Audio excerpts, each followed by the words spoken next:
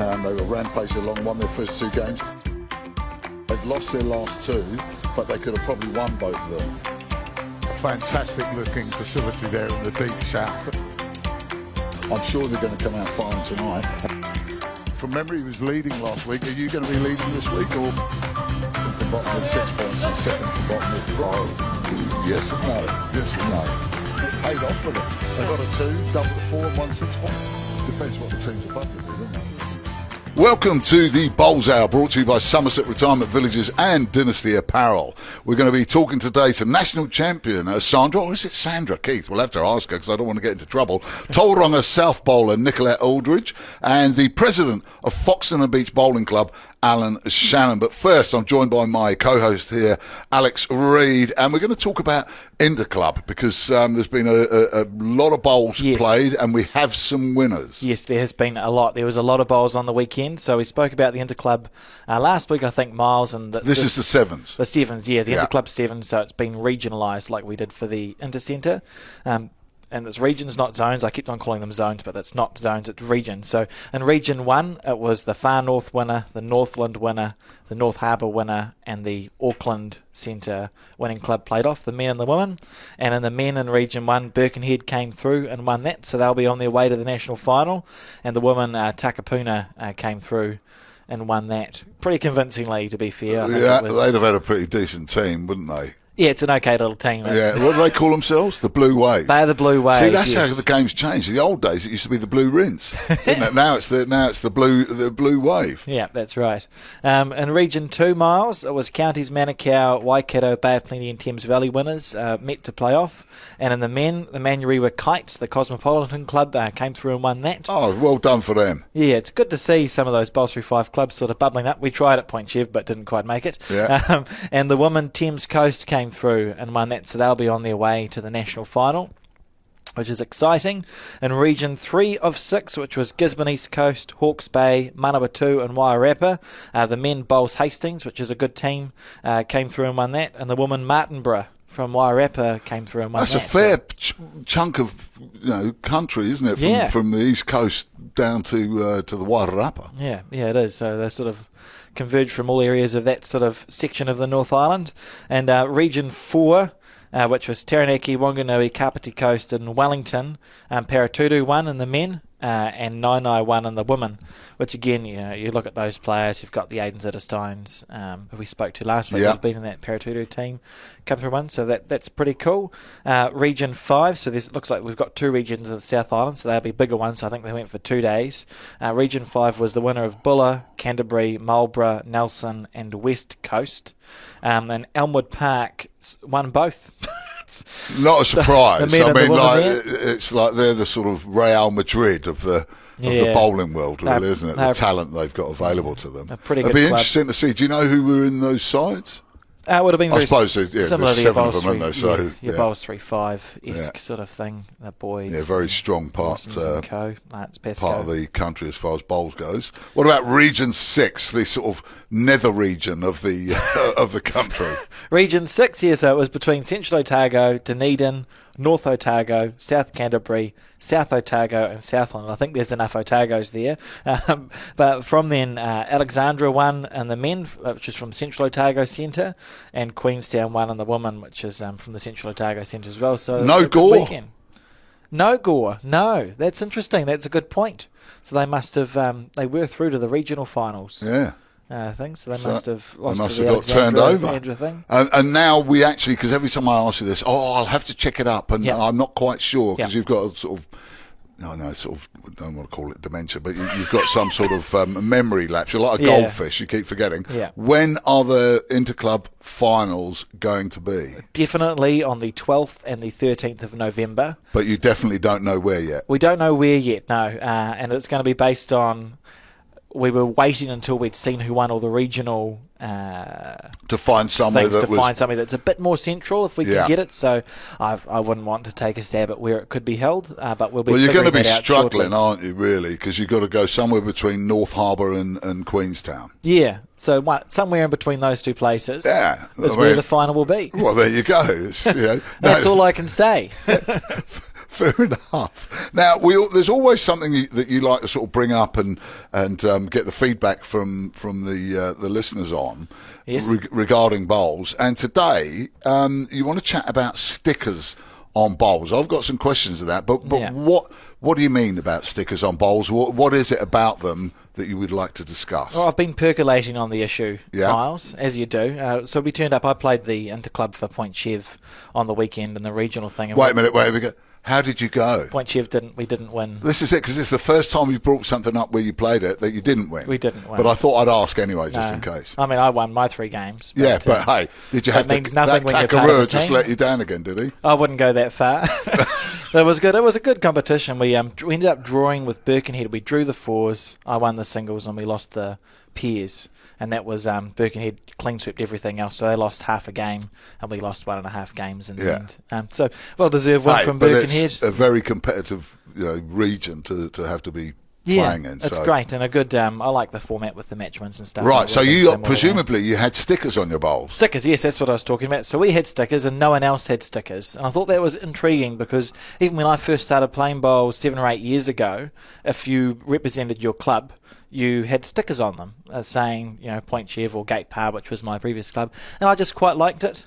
You felt like you're part of a team, you're representing your team or your centre, you get a sticker to put on it.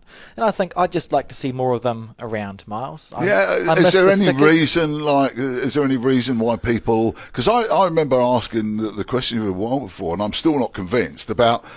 You insist that it has no change, and you know better than me because you put stickers on and you play with or without stickers, and you know if there's any difference to it.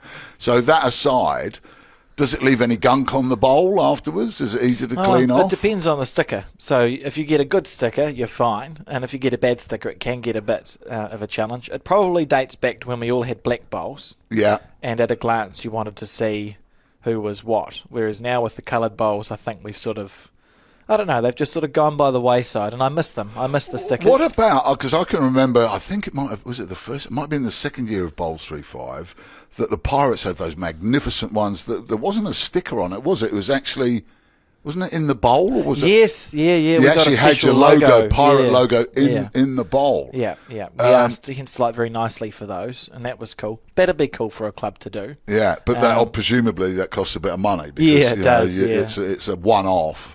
Or how many did you order loads of them so that people at the club could do it to sort of cheapen it, or did you just go for the sets that you needed? We ordered to play? the sets that we needed for the Bowls 3-5 televised league. So I think we had 3 sets of bowls and 3s and 4s with a pirate, the skull and crossbones on the logo. Are you a 3-man or a 4-man? You'd be a 4-man, wouldn't you? 4s, yeah. It used to be 3.5, but I moved up half a. Yeah, half you're size, a man now. Half a size to my bowls that I've got with 7 different colours or 6 different colours or something. So I mean, did you ask? What's the general feedback been about it? Do people just not think about the stickers, or do they just? I think they've just faded away, and people haven't really questioned it. It's probably you run out of your stock and you don't order anymore. But I think there's a space. And then the other thing I was thinking about is I'd love to see stickers, and Bowls New Zealand's looking into it. I think I've mentioned it before for our live streaming when we have a 4s game, for example.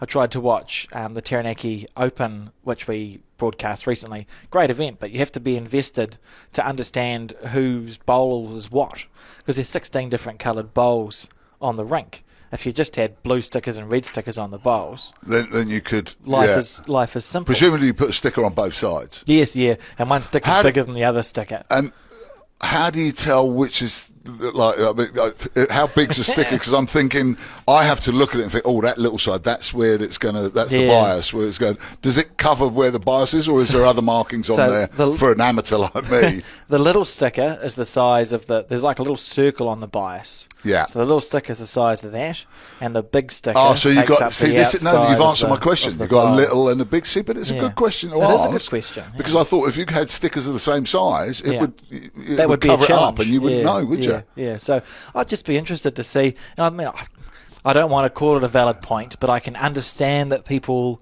might wonder if a sticker could impact the track that's of the bowl. I thought. It's an understandable What concern. happens if you put the little sticker on the wrong side? Very funny things. Sounds like a sick.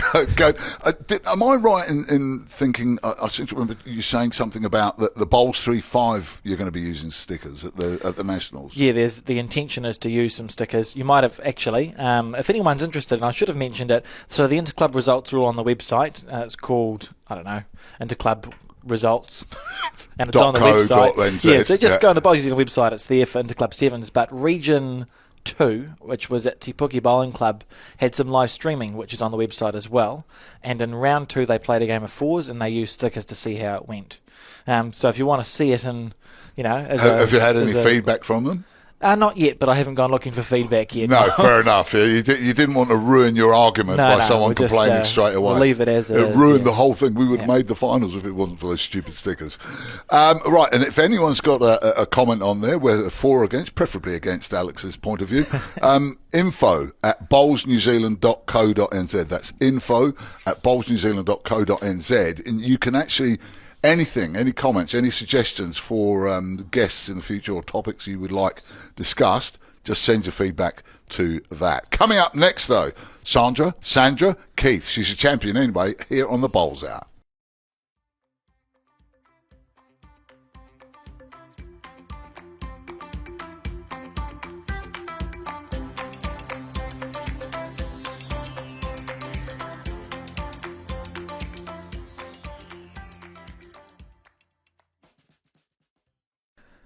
Welcome back to the Bowls Hour, brought to you by Somerset Retirement Villages and Dynasty Apparel. And now, Miles, we've got Sandra Keith on the line, national champion and a former New Zealand player. So, well, I've just given you the intro, Sandra, but for Joe Bloggs, who doesn't know you quite so well, could you just give us a quick overview of who you are to Bowls, please?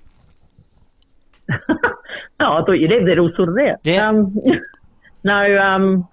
Obviously I've played for New Zealand and obviously I play out of the Canterbury area, represent that Canterbury quite often. Had success in national events and I've won a world championship. Well, is that all, Sandra? I mean, yeah. that's not a bad little CV, and I bet you've left a lot of it out. Firstly, are you staunch through and through Cantabrian, or are you sort of an infiltrator? Did you come from somewhere else? No, I'm pretty much Canterbury. I live in Ashburton, just about an hour out of Canterbury, so Canterbury is my area, so pretty much red and black. How did you first get into bowls? Family thing. The whole family played. After school, got dropped at the bowling club on club days. Had to wait for mum to go home, and weekends you were watching mum or dad play. So it ended up it was easier to play the game yourself than sit around watching. So that's how it all started. You had a pretty successful career in indoor bowls as well, Sandra. Did that come before outdoor, or was it all sort of taking place at the same time? Oh, pretty much. Most of it was before I got stuck into the outdoor. I played the indoor for 30 odd years, but started when I was 10, and I was pretty successful there, representing New Zealand as well, and won a couple of national titles. But and it sort of flowed when I got to about 17, 18. I took up the outdoor, and it was only probably the last 10 or 11 years I really put my mind to it. It was probably because of the fact that back when I started, about 85, the outdoor, the women played during the week, and there was no weekend stuff for the women, and it was quite hard when you're working. So I couldn't really get into it. But and over the last few years, I've had the opportunity, because things have changed a bit, and I sort of was over the indoor a bit. So I decided to have a crack at the outdoor, and it's been very successful. So. Sandra, you were saying that the women had to play during the week and there were no opportunities at the weekend. Was that because the men are more important and we've got to use all the greens at the weekend? Was there that sort of attitude around there? Probably in the day, yeah. It was back when I started. They were you had to wear white pinafore dresses and had to be so many inches from the ground, and you couldn't have it too short. the rules were pretty. Well, it didn't encourage young people to play. Put it that way. A lot of Victorian attitude. I remember actually, I think Joe Edwards and Val Smith both told me that they were so embarrassed about the dresses that they had to wear that they sort of got a cab or something there and then got changed and got a cab back and didn't let anyone see them in between their home and the venue. They said it was really embarrassing. We used to go home for bowls and have a beer at the pub on the way home, and everyone thought we were nurses. So. I suppose it's got its benefits then. It's all right until someone had a heart attack in front of you or something. Didn't know what to do. Not that happened, but Hypothetically speaking. Yeah. That's great. So you've covered a couple of your successes in outdoor in the intro bit, but if you could pick, like, are there 3 or 4 favourite moments in your career that you look back on so far and think, yeah, that was a good time? Oh, yeah, correct. Well, winning my first national title in the singles up in Auckland, it's something you're never going to forget. And going on to win the world, I really think now it hasn't properly sunk in yet that I won it. Looking back, it was a big call, and I put my mind to it and put a lot of time into it, and it paid off. So I had to jump on a plane and go to Cyprus, and that was an event on its own. Looking back, it was a great experience and thoroughly enjoyed it. So I'm fascinated. I mean, Cyprus is a beautiful place. I mean, in the Mediterranean, the climate's fantastic. Couple of things though. Firstly, I would never in my wildest dreams have thought that they play Worlds in Cyprus. Do they play a lot of bowls in Cyprus? Well, they've got a setup there for there's about 4 or 5 greens. They're all artificial, but some of them are a bit dodgy. But probably why I did all right. But no, it was it was unusual because you're like probably 50 metres from the beach, the bowling club. You just had to walk over a path from the bowling club and you're on the sand to the beach, to the Mediterranean. It was beautiful. And then I've never been anywhere where they've had people in Speedos and togs standing around watching you play bowls. They'd come off the beach and have a look. So it was quite an eye-opener. But it was... Did you have to wear blinkers? Well, it was pretty blooming hot, I'll tell you that. They gave you plenty of water at each game, but like it was close to 40 degrees most days, and you had to drink the water or you wouldn't have lasted. But I was amazed. I think I drank about a couple of litres every game, but I never had to go to the toilet, so that tells you how blooming humid and that it was. But when you played in that event, how did it go? So we know you won it was the World Champion of Champion singles, which we're hosting in Nainai actually coming up. But so you turn up, don't know what to expect. Did your tournament go as you planned it, or were there some struggles? Like what sort of win was it? It actually went better than I thought. I had put a lot of time in before I left. At my local club at Arlington, I had the locals turn up on a Tuesday and a Thursday night and play me because it was a set play instead of our normal 21 shot. Yeah. So it was 2 sets and a tiebreaker if you needed. So I hadn't played that before. So that was another. And the jack got re-spotted. If it went out on the right, it got spotted to the right, and so on the left. And that was all different. So I got these people down and probably over a 5-week, 6-week period, played them.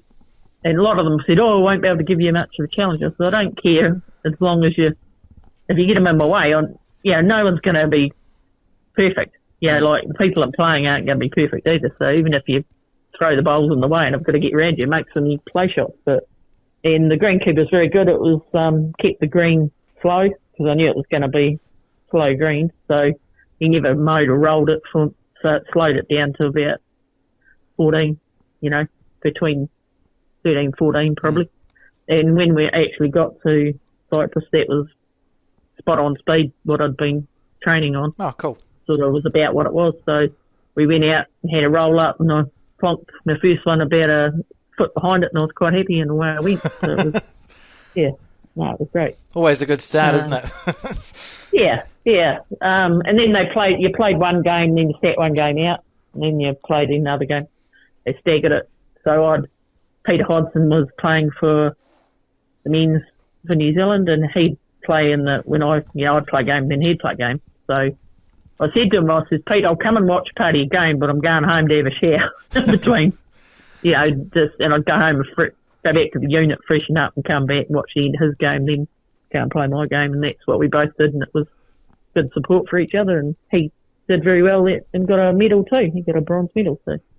Well, that's answered the question that I was going to ask there. Did Pete let the side down? No, he didn't. He brought a medal. He brought a medal back as well. Now, you've got to tell us about winning a title with Bev Morrell. And you two. And I mean, that was, I've spoken to Bev about it. She was really excited. For some reason, she really wanted to play with you, Sandra. Was it the same the other way around? Oh, yeah, of course it was. Well, I can't say any different, can I? No, of course it was. But she asked me quite a few times, and I said, yeah, we'll get together and have a game one day. And it wasn't necessarily going to be the Nationals. It was just going to be a peers tournament somewhere, but it worked out this year that I hadn't organised a player, and she rang up and asked if I was playing, and I said no, I wasn't. I'd love to play with her, so that's how that worked out. But and I thoroughly enjoyed it. It was fantastic. We sort of clicked and didn't really have to tell each other anything. Just played our bowls, and everything fell into place. I would imagine that winning a national title in a final like that's one of the least stressful ways to finish it out. Well, it was a bit of a surprise, because I thought the other two would have given us a good go, but unfortunately they didn't have their best game. But take it, run. Yeah, we'll take it. We'll still take it. Yeah. Fair enough too. Okay, I've got another question for you, Sandra. The last one, and you're the first person to answer this in this episode. So you're setting the tone here. But the question is: Vegemite or Marmite? Vegemite. Interesting. And I'm not Australian.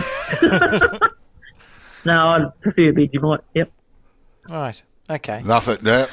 I think that there may well be. At least you were honest about it. There might be some people saying Marmite just because of the fact of trying to be loyal to New Zealand, but you've been honest, Sandra. Sandra, thank you so much for your time. I've really enjoyed the chat. You're always great fun, and congratulations on all your successes. And I'm sure there's probably a couple still round the corner that we're going to have to be chatting to you about in the future. All the best. Thank you very much.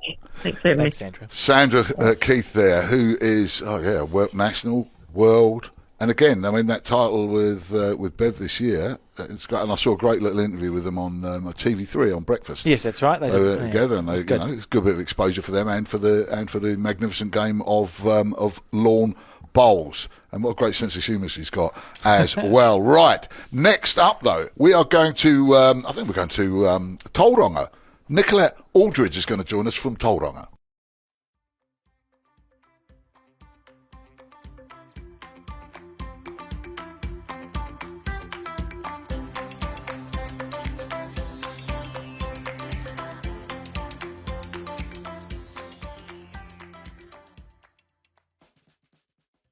Welcome back to the Bowls Hour, brought to you by Somerset Retirement Villages and Dynasty Apparel. And now, Miles, we've got someone all the way from Tauranga South, Nicolette Aldridge. How do I say your last name, Nicolette?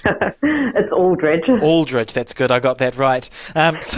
So just we might as well start at the beginning. What was your first taste of bowls? Oh, my goodness. I pretty much grew up on a bowling green. My grandparents played bowls. My parents played bowls. So that's where it all started. And I think I started bowls when I was around 19, when I still had to wear stockings and petticoats and all white.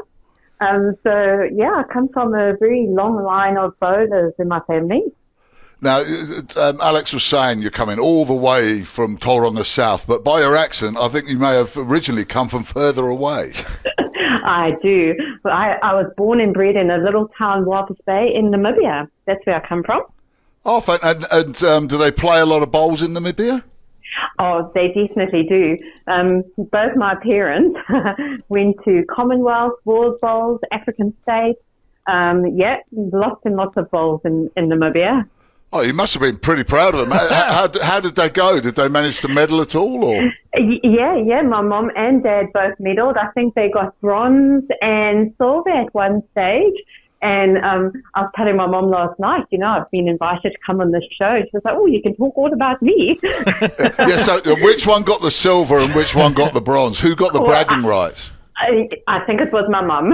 Yeah. Well, hey, you've got to say that anyway. It's always better to keep mum on side.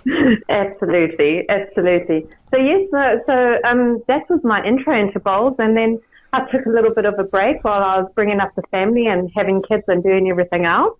And then, I suppose it's in my blood, so got back into it. That's great. And so you're at Tauranga South now, which I know reasonably well. When I was in Tauranga, I played for Gate Par, but we used to sort of go and play at Tauranga South a little bit. And Gate Par obviously no longer, it's just a green. It's just a field now. So, yeah. Can you ever chat just about, what is Tauranga South and what are you guys up to and how's it all looking sort of now and going forward? Oh, absolutely. Just don't hold me to it, though. Look, we obviously we're in a really exciting growth phase at the moment. So we are looking at redeveloping the club, which means that we're going to put in some synthetic greens and just a little bit of an upgrade of the club. So we're just about to sign off on that before the end of the month and get the ball rolling to get some synthetic greens installed for the next season. And I think Tauranga South, I joined the club because they're pretty competitive and I've been there, this will be my second year, I think, with them. And I love it. They're really hard-working clubs, really good members. I often say to people, it's not the quantity of the members we have, but the quality of the members we have. So it's a good club, yeah. Now, you mentioned you took a lot of time off, but you had played bowls. You've got a great pedigree or breeding for bowls because of your grandparents and your parents. Are you still playing as a junior or have you done your junior stint? No, I've done my junior stint. Yeah, that's what I just want to make sure that you weren't trying to sort of, they call them burglars in golf. Nicolette. No, definitely not. And let's not talk about golf because I've tried my hand at that and I've been told from a few golfers on the green. I was actually playing golf the other day and a couple of guys in front of me shouted, have you heard of a game called bowls? Because you might be better at that. Oh, no. You should have challenged it. You should have okay, go and show me how to play it and then giving them a good thrashing. So what about some of your successes at the club? Look, I've had a good season this season. I've been bridesmaid for a few. I won the singles. Bridesmaid in the pairs, and yesterday bridesmaid in the fours by one shot. I've had a good season, and historically, I've won a few junior club titles, and my big moment in bowls was when I won the national Namibian singles in 2001. But that was a long time ago. So yeah, I've had a fairly colourful career in the bowl. That's great. So you won the national Namibian singles in 2001. So obviously bowls is big over there. Did you find how's it different when you came to New Zealand and took up the sport in this country? What are the key differences, do you think? I suppose, yeah, it's a lot more colourful. Since I played, when I played, we had to wear white, we had to wear skirts that were a certain length, and you had to wear your blazers, and it was very, very strict. And I suppose just the way the games have evolved, being in New Zealand, it's evolved a lot quicker. The greens in Namibia are very, very slow compared to the greens here. So it's a very different game, I would say. That's a good answer. So you speak about your parents. Did you get many opportunities to play bowls with them or against them? Yes, absolutely. I played with my mum a lot, and I played in her team. I wasn't good enough to go with her overseas into all of her big tournaments, but I led for her in quite a few games. And my mom's with me now, but she's a little bit older, and she's only just started using a stick. So if I get an opportunity, our roles have changed slightly. I skip now, and she might lead or play too. So yes, we play together when we get an opportunity. Okay, I've got another question for you, and it's the most important one that we ask on the show, which is our bonus question, and sometimes we ask it about silly things. I think this is a very important one. So if you were to choose between Vegemite or Marmite, what would you go for? Oh, Marmite every day, all day. Good. That's the right answer. Wasn't sure if there was a right or wrong answer. Well, it's the right answer according to me.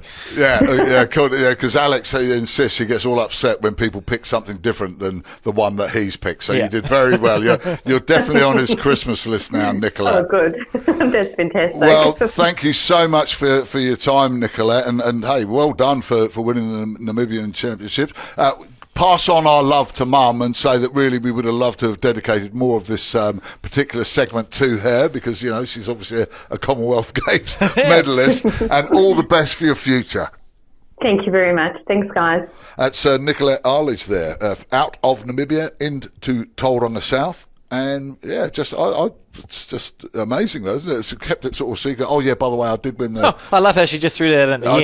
I did win the national singles title in the end, just a sort of a minor thing on there. So well done for her, and yeah, it sounds like things are bubbling up down there in Tauranga South. Right, next, somewhere where they've had a bit of a disaster. Just recently, we're going to find out what happened and what's happening next. Alan Shannon is going to join us from the Foxton and Beach Bowling Club here on the Bowls Hour.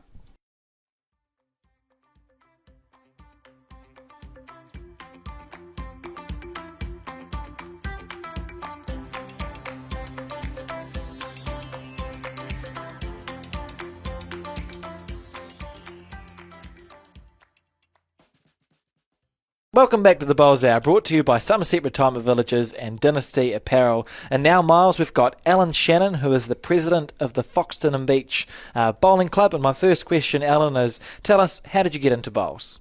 I've been bowling I lived over in Ekadahuna for 63 years, and I played indoor bowls over there for 25, and I was president of the Ekadahuna Club for 9 years, and then in 2010 I joined the Foxton Beach Bowling Club and started outdoor bowls then. So I've only really been playing about 12 years, 10 to 12 years, and then I was green as grass. I never had time to play outdoor bowls over there because I was too busy on the farm. And that's really that part of it. And my personal background is, as I said, I'm 74 and a half years old now, and being a farmer in Ekadahuna, I worked and ran the same farm for 45 years. My wife passed away in 2002, and my son came back from England to take over and run the farm, and I retired over here in 2010. I met a lovely lady over in Ekadahuna not long after my wife died, and we chatted around for about 7 years before we got married, and we got married over at Foxton Beach, or Murrayfields there, and that's me personal background. That's a great little background there you gave us, Alan. I mean, working on the farm's tough. How did you even find time to play indoor bowls? Oh, that was at night because you had no, and it was winter, so you never had a lot there. You weren't milking cows, and you weren't out farming on the chasing sheep, lambing them and that. So because the bowls sort of went from April through to August, and then it sort of cut out then. So you went back to the farm then. So it just made sense. Had you always sort of dabbled with the idea of taking up the outdoor game when you had the time to do it, Alan? Yeah, I did, yeah. And that was there. The Foxton Beach Bowling Club, what makes it great there, you give us one question there. It's very friendly and very sociable people there. And since we put the artificial green in about 3 years ago, we've attracted more members. We've got 60 full members and about 220 socials, but they only play bowls if they're business house bowls. The business house bowls attract 80 to 90 bowlers per week in the summertime, usually goes from early November through till end of March. And that's a very busy time for the club. Alan, those numbers, that's half the population of Foxton, isn't it? Probably close to. Now, you've had a bit of a disaster down there, though, Alan. Can you tell us about that? Yeah, I was sitting at home here just watching TV, and the next minute the neighbour came racing over and told us that the bowling club was on fire, and I looked out the window and I could see smoke going miles up in the air, and I sort of took off down there, and when I got down there was, and we got over on one side, roughly about where the fire started on the north end of the club. Those flames were coming out when I got there on that end of the building, and then the fire brigade got there, and they put squirting water in there, and I moved a bit around to the green, and you could look in on the side windows from the green side of it, and you could see the flames working along the roof right through to the back there. And then within an hour or two, the roof collapsed down, and that, so, yeah. And there was a lot of smoke. The old smoke was virtually going straight up in the air. So there was virtually no wind. Yeah, that's horrible. And that, so, yeah, at the moment they think it was electrical problems, but they never really found out what it was. And that, so that's what we've put it down to at any rate. How have you, are you insured? Is that, if you are, is it going to be able to cover the costs of rebuilding? What do you need and what have you got to do? Well, at the moment we've got to clear the site, which will cost us at least $100,000. Insurance-wise, we've got $1 million on the building, but that $100,000 has got to come out of that. The other thing is the contents. We had $140,000 and $5,000 on the bar. And the green cover is $180,000, which we might have to get relayed because 2 rolls down at the club end there were reasonably damaged with the firemen walking over it and had their hoses and the couplings knocking around on it, so we're waiting for the insurance to come back and reassess that. Have you been able to have a look in the club to see if anything sort of survived the Inferno, any of the history or the memorabilia or anything, Alan? The memorabilia, no, there was nothing much in there. That's all gone. We got into the safe the other day and we got a couple of grand out of there that was in there from our float and Tuesday night takings, and that was all smoky. And that, but yeah, and there's possibly 1 or 2 things we might be able to get, but we're waiting for the insurers. What can people in the bowling community, if they want to help, what do you need? Is there anything that people outside could help with? Well, probably just donations for our Give a Little page, really.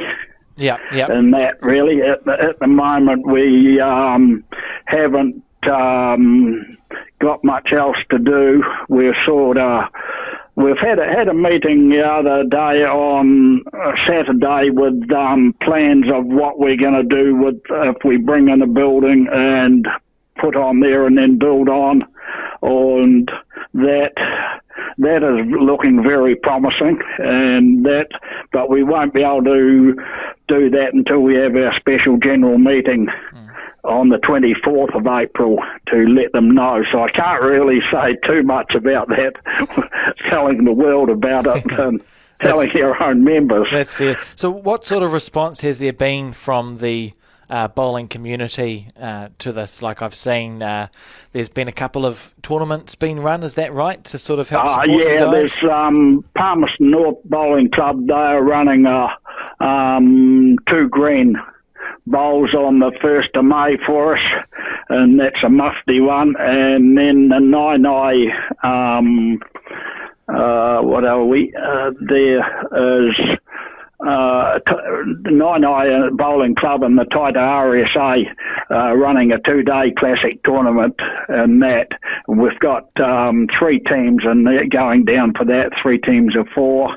And I think we've got quite a few teams in the Palmerston North one, and that, so that's helping to raise some money for us, and that. So, what else we got here? Yeah, we've got our recovery. We've got a good committee there, and we do want to rebuild. We've got good support from the community. Yeah, we're getting ready to organise a fundraising committee. It's mainly to hopefully go for grants once we get our building up for fridges, freezers, heat pumps and that sort of thing, even carpet and tables, chairs. We had 180 brand new ones bought in about 3 weeks before, and they cost about 18,000. They all went up in smoke, and we had about 15 to 18,000 new tables due in, and they were on the wharf down in Wellington, I think, and wholesalers holding on to those for us. And that, so we've got plenty of tables, but we haven't got any chairs. Oh, it sounds like you've got a good plan going forward, Alan, and thanks for coming to chat to us. I've got one more question, and it's a bit of a segue and quite a different question to all the sort of previous talk we've had about your club, but it's an important question to me, Alan, and I want to know if you could choose between Marmite and Vegemite, what one do you go for? I wouldn't go for any. I want honey.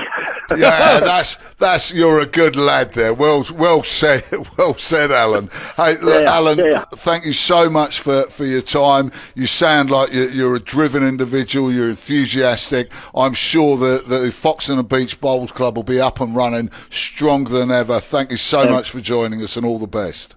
Yeah, there was one thing that I've always been told in life. It's not necessary to have brains, it's necessary to know how to apply them. There you go. That's Alan Shannon there from the Foxton Bowls Club, the Foxton Beach Bowls Club there, which tragically burnt down, and that's awful. And when you hear all the different things, you just think, oh well, let's build it. But I mean, $100,000 just to clear the thing, and everything that's in there, all the memorabilia. Some of that would be irreplaceable. Yeah, and he did mention that Give a Little Page Miles. Yes, he did. If people want to access that on our website, Rob Davis has written a story on the Foxton Beach Bowling Club outlining their troubles and their road to recovery. And in that story, there is a link to the Give a Little page. If you can't find it there, just send us an email at info@bowlsnewzealand.co.nz and we'll send you the link to donate towards that. And you can send any comments as well to info or questions or suggestions, info@bowlsnewzealand.co.nz. No point in me asking you that bonus question, is there? Marmite. Because you're a Marmite person. And I'll tell you, you're not going to ask me, I'm like that anyway, I just give my opinion whether I'm asked or not. Neither of them. I don't enjoy that insipid. It's just a little. You just get no. They're insipid. They're insipid. Wow. Like you could put a whole jar on there, and you can hardly. It's nothing compared to the real thing, which used to be called Marmite, but because Sanitarium have got the rights over here, the English Marmite, which is now called Armate. It's called Armate. You can buy it in a supermarket. Okay. Taste that. If you're man enough, go out and taste it. But be warned. If you've got little baby taste buds, stick to Marmite or Vegemite. I'll try it and let you know how it goes. Okay, seriously, it will bring tears to your eyes. I was going to say put hairs on your chest, but we've already got that, so you don't need that one. Right, well, thank you very much indeed for joining us for this episode of the Bowls Hour. This is the show for all things bowls. If you enjoy listening to this podcast, and if you don't enjoy it, share it around. We can be found here every week on a Wednesday night from 8 p.m. on SENZ, as well as Spotify, YouTube, Apple Music, Facebook, and the Bowls New Zealand website, of course, or wherever you get your podcast. Tune in next week for more talk. Where's the scintillating chat? It's gone. It's gone. Yeah. For more talk about everything bowls, until then, roll on. They were rampaging along, won their first 2 games. They've lost their last 2, but they could have probably won both of them. A fantastic looking facility there in the deep south. I'm sure they're going to come out fine tonight. From memory, he was leading last week. Are you going to be leading this week, or from bottom with 6 points and second from bottom with 5? Yes and no. Yes and no.